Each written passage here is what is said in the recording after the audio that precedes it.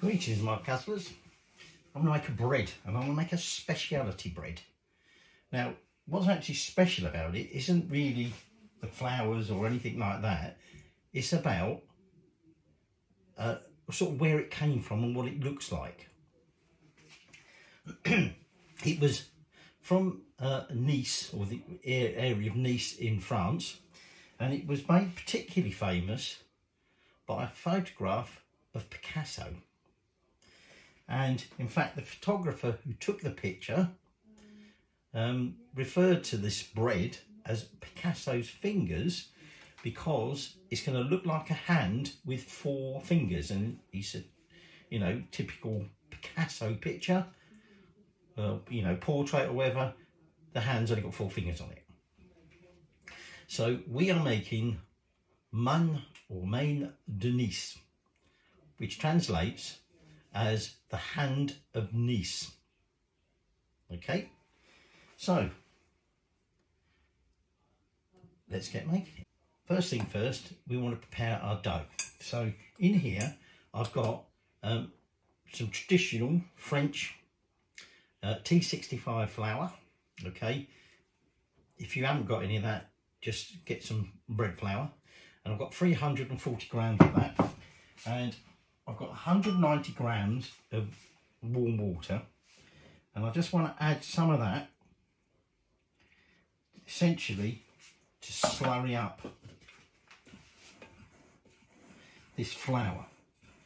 Now this bread possibly isn't really made anymore. It's only made in a certain region, and it was where Picasso was staying at the time, Valerius, or something like that. And he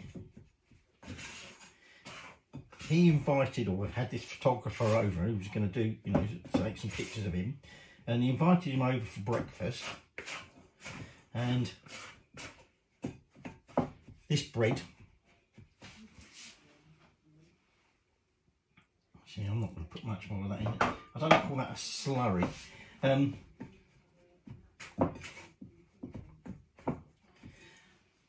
And anyway, it's now believed, this bread, really particularly, I'm going to put all that water in there so it can't really see it makes any difference, because I'm going to add all that in again anyway at the end when I've mixed the other bits in.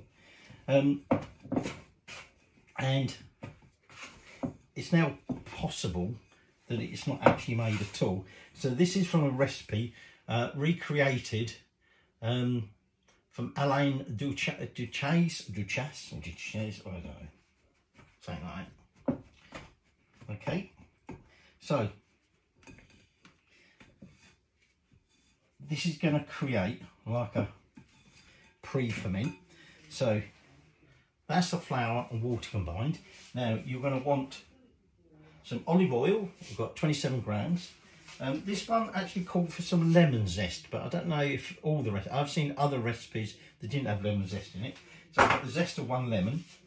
I've got, now if you've got fresh yeast, you want 3 grams. I've got about 6.5 grams of instant yeast there. I've got some salt, 6 grams. And then I've got some sourdough starter, okay, that I fed last night and is quite active. 50 grams of that.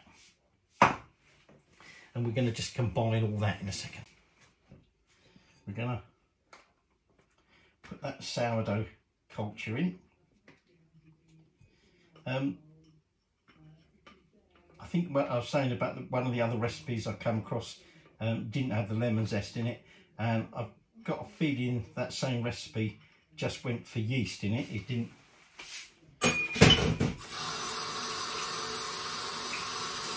It didn't utilise sourdough, but this one does.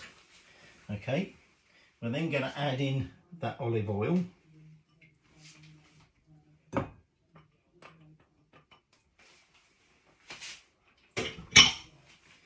I'm going to sprinkle in my yeast, and we can add in that lemon zest. Now, so I've still got the salt to add, but I'm just going to combine all this first before we then mix in the salt. So I've gone in with my hand and given it a mix, and now we're just going to sprinkle in that salt, and now it's just a matter of bringing that all together. Actually, I've got some lumps of salt there. Well, that's a big hard lump. I think that better come out. That's no good. That ain't going to dissolve very easily. So you can look up this classic picture of Picasso with his bread. Like I say, he invited him to breakfast, and they sort of between them come up with the idea that because these things look like four-fingered hands, that Picasso sat at the table with these hands in front of him as if they were his hands. But we'll perhaps try and recreate that, so I'll if this comes out. Now, I think that's just about all mixed. I kept seeing yellow bits, I'm thinking there's olive oil were mixed in, and then realised that's the lemon zest. And that is your dough, all mixed.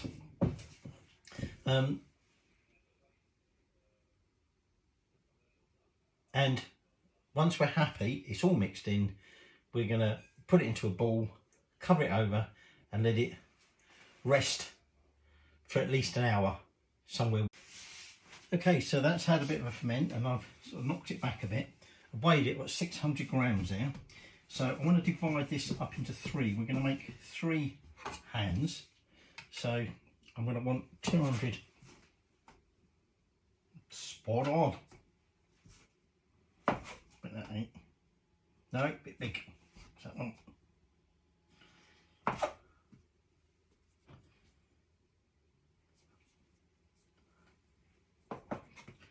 So there we go. So now I'm just going to knead these together, form them into a ball, and then we're going to undertake to shape them and form our Picasso fingers. Okay, so that's had a bit of a ferment, and I've sort of knocked it back a bit. I weighed it, 600 grams there. So I want to divide this up into three. We're going to make 3 hands. So I'm going to want 200. Spot on. But that ain't. No, a bit big. So that one.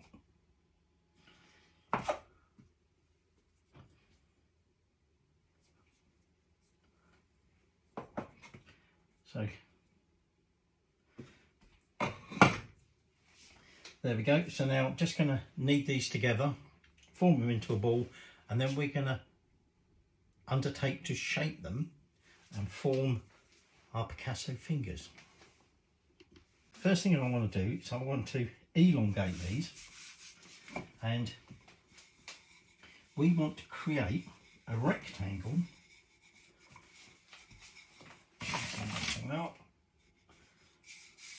You want a rectangle that's about 18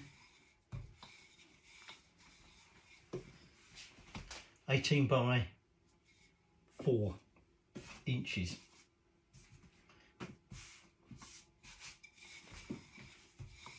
So that's slightly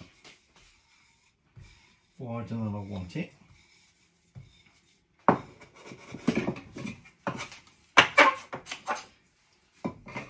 So I've only got enough room here to do one at a time. So I'm just going to get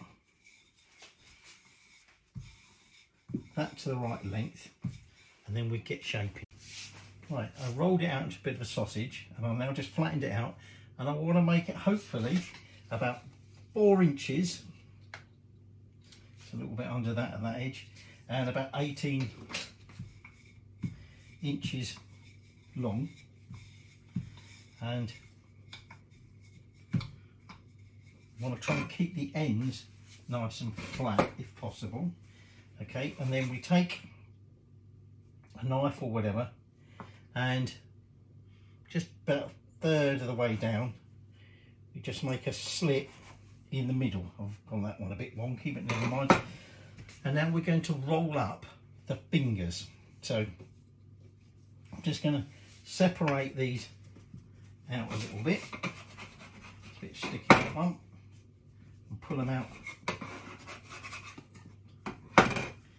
So we've got roughly an X shape.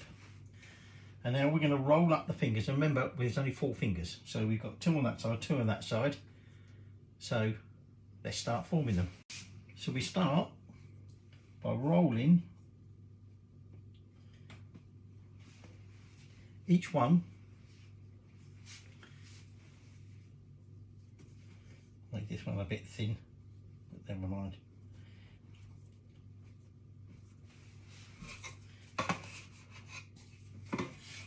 Rolling each one up till we get down to that centre, and that then is our rough fingers formed. Okay, now the next trick is we want to fold this over. This has been a bit sticky. I've tried to use less flour this time because it was making it difficult to roll the fingers. So there you go, you can see there, I know it's not that easy to see, but I'm just going to plonk it up on there. What you've got there, when it decides to come off of that, is your rolled hand. Oh, that one, shite. Okay, and what we're going to do is we're going to just complete the others. In fact, I'm going to scrap that and start that one again.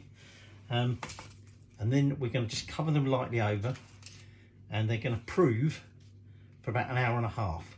So before that proving time's up, you want to come and get your oven on, because we're then going to cook it or bake it at about 220 for getting on for half hour.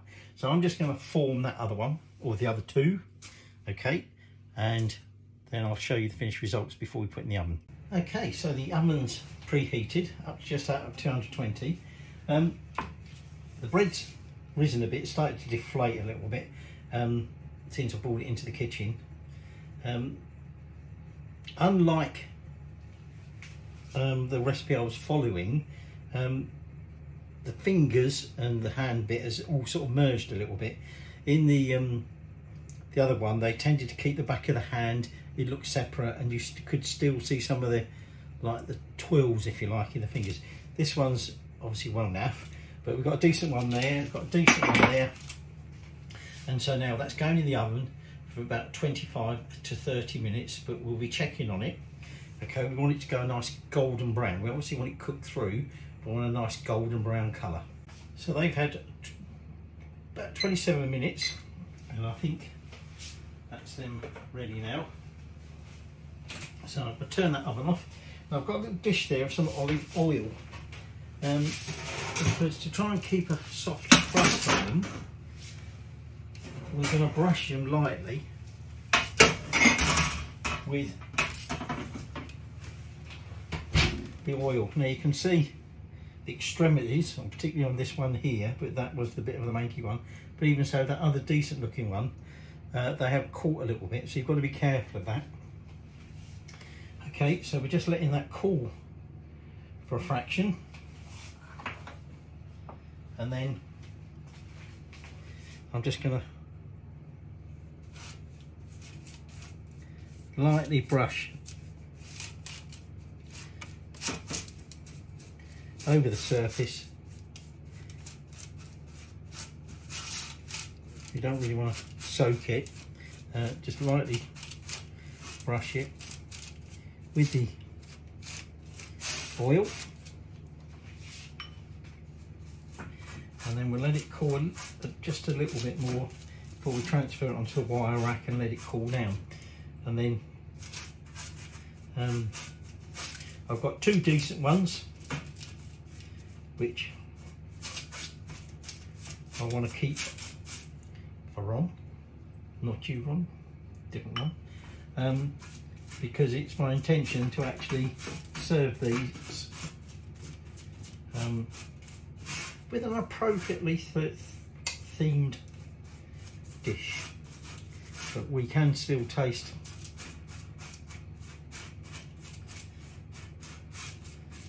the manky one, as it were. So I think that will do. Like I say, I think that might be a bit too done to taste that bit. But we will obviously do a tasting when it's cool. And in the meantime, okay, so this one still quite warm, but this is the manky one. So let's just break off one of them fingers, okay? Open it up.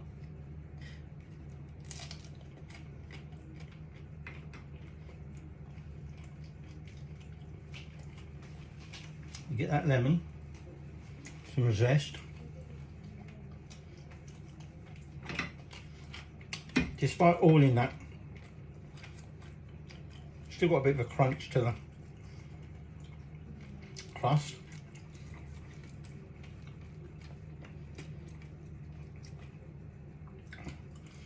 It's quite a rustic flavour. There wasn't an awful lot of rye in that, but I think the flavour's definitely coming through. But